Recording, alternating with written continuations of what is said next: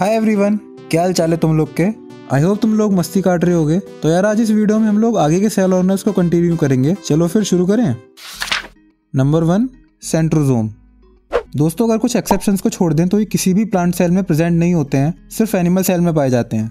Generally nucleus के पास present होते हैं। It is differentiated into number 1, clear homogeneous mass of cytoplasm called centrosphere. Number 2, one और more pair of microtubular centrioles. Differentiation को एक बार फिर से बता देता हूँ। कोई भी न्यू स्ट्रक्चर जब अपने मैच्योर्ड स्टेज में फाइनली डेवलप हो जाता है, then we call it differentiation. Centrosomes जो हैं ये सेल डिवीजन की प्रोसेस में हेल्प कराते हैं। बाकी इनके बारे में डिटेल में क्लास 11th में पढ़ोगे। Next is number 2, plastids. Guys plastids generally plant cell में प्रेजेंट होते हैं। बहुत ही रेयर केस में ये एनिमल सेल में पाए जाते हैं। ये डबल वॉल से कवर्ड होते हैं और कई शेप्स में प्रेजेंट होते हैं, जैसे discoidal, ribbon like, U shaped, stellate, beaded, oval और spherical. And also they are capable of division. Depending upon the colours, plastid are of 2 types. Number 1 leucoplast, number 2 chromoplast. So पहला type leucoplast. Leuco मतलब white. तो तुम लोग समझ ही गए होगे, ये प्लास्टिड कलरलेस होते हैं और इनमें किसी भी तरह का कलर्ड पिगमेंट प्रेजेंट नहीं होता। ये जनरली फूड स्टोरेज में हेल्प करते हैं और इनमें भी 3 तरह के ल्यूकोप्लास्ट होते हैं जो अलग अलग फूड स्टोर करते हैं। Number 1 amyloplast, they store carbohydrate. Number 2 proteinoplast, they store proteins. And number 3 elaioplast, they store fats. Second type of plastids chromoplast. Chromo मतलब कलर। गाइस ये कलर्ड प्लास्टिड्स होते हैं क्योंकि इनमें कलर्ड सब्सटेंसेस प्रेजेंट होती हैं जिन्हें बोला जाता है pigments. These are further divided into 2 categories, photosynthetically inactive and photosynthetically active plastids. So first, photosynthetically inactive plastids. दोस्तों ये फ्लावर्स के पेटल्स और फ्रूट्स में प्रेजेंट होते हैं and they provide attractive colors. They contain various colored pigments such as carotene for red and orange color, xanthophyll for yellow, etc. Number 2, photosynthetically active plastids. These contain colored pigments जो कि sunlight को trap करके photosynthesis में help करते हैं। Depending upon the pigments, they are of 3 types: chloroplast green colored, rhodoplast red colored, pheoplast brown colored. Chloroplast. These are the most abundant and they contain green colored pigment called chlorophyll and a small quantity of yellow pigment called xanthophyll second. Guys, हमारी इस धरती पर जीवन सही तरह से चलते रहने का असली कारण क्लोरोप्लास्ट ही है। एक्चुअली ये सनलाइट ट्रैप करते हैं जिसके रिजल्ट से फोटोसिंथेसिस पॉसिबल हो पाता है और CO2 एंड H2O की हेल्प से जो फूड बनता है वही बाकी सारे लिविंग ऑर्गेनिजम्स कंज्यूम करते हैं, ईदर डायरेक्टली और indirectly. They are found on leaves, raw fruits like tomato, chilli, mangoes etcetera. दोस्तों बाकी 2 रोडोप्लास्ट और फियोप्लास्ट इतने इंपॉर्टेंट नहीं है। रोडोप्लास्ट रेड कलर्ड होते हैं, found in red algae. Phaeoplast brown coloured होते हैं, found on brown algae. Finally plastids खत्म हो गया। मैं यहाँ स्क्रीन पर एक डायग्राम लगा दूंगा जिससे तुम लोग स्क्रीनशॉट लेकर सारे टाइप्स को अच्छे से याद कर सकते हो। सो नंबर 3 पर जो सेल ऑर्गेनल है वो है microtubules. These are very thin tube like fibers जो कि प्रोटीन से बने होते हैं। या तो ये इंडिपेंडेंटली पाए जाते हैं या फिर as a part of some organelle such as centriole, cilia etcetera. अगर बात करें इनके फंक्शंस के तो ये स्ट्रेंथ प्रोवाइड करवाने में और सेल के अंदर मूवमेंट्स करवाने में हेल्प करते हैं। तो यार लास्ट वीडियो में मैंने बताया था कि साइटोप्लाज्म में 2 तरह की चीजें पाई जाती हैं जिन्हें साइटोप्लाज्मिक इंक्लूजन्स भी कहा जाता है। नंबर 1 सेल ऑर्गेनल्स या प्रोटोप्लाज्मिक इंक्लूजन्स। नंबर 2 ड्यूटोप्लाज्मिक या फिर एर्गास्टिक बॉडीज। तो अब तक हमने सेल ऑर्गेनल्स कवर किए, अब हम देखेंगे ड्यूटोप्लाज्मिक बॉडीज और उसके बाद हम कवर करेंगे न्यूक्लियस। दोस्तों न्यूक्लियस भले ही साइटोप्लाज्म में ही प्रेजेंट होता है बट उसकी इतनी वैल्यू है कि उसे अलग से स्टडी किया जाता है, ना कि साइटोप्लाज्मिक इंक्लूजन्स में। ओके, so now ड्यूटोप्लाज्मिक या फिर ergastic bodies. These are non-living bodies which are not capable of growth and division. They include vacuoles, reserve food, secretory and excretory granules and crystals of minerals. Vacuoles.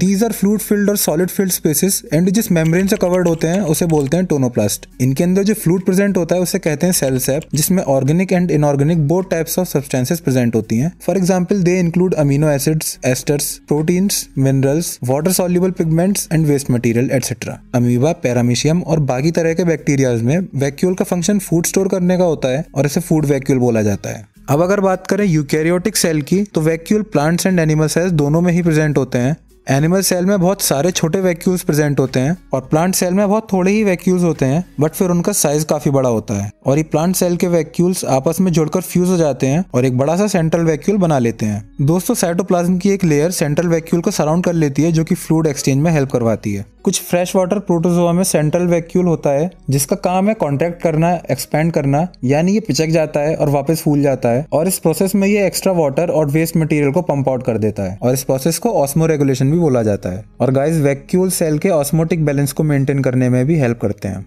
हाँ जी, तो अब आता है nucleus. तो दोस्तों हर eukaryotic cell में controlling centre होता है जो कि डायरेक्टली या इनडायरेक्टली सारे मेटाबॉलिक एक्टिविटीज को कंट्रोल करता है। और सिर्फ यही नहीं, it also controls the formation of various cell organelles by controlling the protein synthesis. तो इसी कंट्रोलिंग सेंटर को बोला जाता है न्यूक्लियस। सेल के सेंटर में जनरली एक न्यूक्लियस प्रेजेंट होता है जो कि स्फेरिकल होता है, बट कुछ केसेस में एक से ज्यादा न्यूक्लियस प्रेजेंट होते हैं। कभी कभी एग्जैक्ट सेंटर में प्रेजेंट नहीं होता, like in plant cell, and कुछ जगह स्फेरिकल ना होकर अलग अलग शेप्स का होता है। दोस्तों एक सेल के लिए न्यूक्लियस इतना जरूरी है कि यहाँ तक बोला जाता है a cell without a nucleus is a cell without any future. Let's see the structure of nucleus. Guys nucleus is covered by 2 membranes जिन्हें कलेक्टिवली बोला जाता है न्यूक्लियर एनवेलप। ये न्यूक्लियर एनवेलप डबल लेयर्ड या डबल मेम्ब्रेनस होता है, अभी बताया ही है मैंने। ये पोरस होता है, मतलब इसमें पोर्स प्रेजेंट होते हैं, और सिलेक्टिवली परमिएबल, मतलब कि जिस सब्सटेंस को ये लेयर अलाउ करेगी केवल वही इसमें से पास हो सकती है। अब न्यूक्लियर एनवेलप के अंदर क्लियर जेली लाइक सब्सटेंसेस भरा होता है जिसे बोलते हैं न्यूक्लियोप्लाज्म। अब कंफ्यूज मत होना, इन सबको एक साथ मिलाकर न्यूक्लियस बोलते हैं, बट अब हम न्यूक्लियस के अंदर की बात कर रहे हैं। हाँ, तो ये जेली लाइक न्यूक्लियोप्लाज्म के अंदर एटलीस्ट एक न्यूक्लियोलस प्रेजेंट होता है एंड क्रोमैटिन रेटिकुलम प्रेजेंट होता है जो कि थ्रेड लाइक स्ट्रक्चर्स का एक नेटवर्क है। दोस्तों nucleolus is concerned with formation of ribosomes, और क्रोमैटिन रेटिकुलम जो है ये कंडेंस होकर thick rod like structure form करता है जिसे बोलते हैं क्रोमोसोम्स। और ये चीज होती है during the process of cell division. और कंडेंस होने के बाद जो क्रोमोसोम बनाना, इन्हीं के पास वो हेरिडिटरी यूनिट या फिर कह लो जेनेटिक यूनिट्स होती हैं जिन्हें हम जीन्स के नाम से जानते हैं। जीन्स के पास सारी जेनेटिक इन्फॉर्मेशन होती है और वही इन्फॉर्मेशन पेरेंट्स से उनके ऑफस्प्रिंग में ट्रांसफर करते हैं। Guys these genes are made up of complex chemical substances called DNA, जिसकी फुल फॉर्म है डीऑक्सीराइबोज न्यूक्लिक एसिड। अब तुम लोग इस सब में कंफ्यूज ना हो, एक बार बहुत जल्दी से न्यूक्लियस देखते हैं। सपोज न्यूक्लियस एक बॉल है, उसकी जो कवरिंग है वो है न्यूक्लियर एनवेलप, फिर उस लेयर के अंदर पूरी जेली सब्सटेंसेस भरी है कॉल्ड न्यूक्लियोप्लाज्म। फिर उस न्यूक्लियोप्लाज्म में कहीं पर 2 टाइप्स की चीजें प्रेजेंट हैं, कम से कम एक तो न्यूक्लियोलस है और दूसरा क्रोमैटिन रेटिकुलम है। जब सेल डिवाइड करेगा तो ये क्रोमैटिन रेटिकुलम, जो कि अभी तक नेटवर्क था, वो अब एक साथ कंडेंस हो जाएगा और बनाएगा क्रोमोसोम। इन क्रोमोसोम्स पर जीन्स हैं जो कि जेनेटिक इन्फॉर्मेशन स्टोर करते हैं उस ऑर्गेनिज्म की जिनका वो पूरा सेल है, और हर एक जीन बना होता है डीएनए से। अब इससे ज्यादा डिटेल में अगली वीडियो में जानेंगे। तो ये थे आज के कुछ टॉपिक्स। नेक्स्ट वीडियो में मैं शायद चैप्टर 1 एंड कर दूंगा। तो मिलता हूँ मैं तुमसे नेक्स्ट वीडियो में। अभी मुझे रिकॉर्डिंग करने के बाद शेप बनाने जाना है। Take care guys, bye bye and happy new year.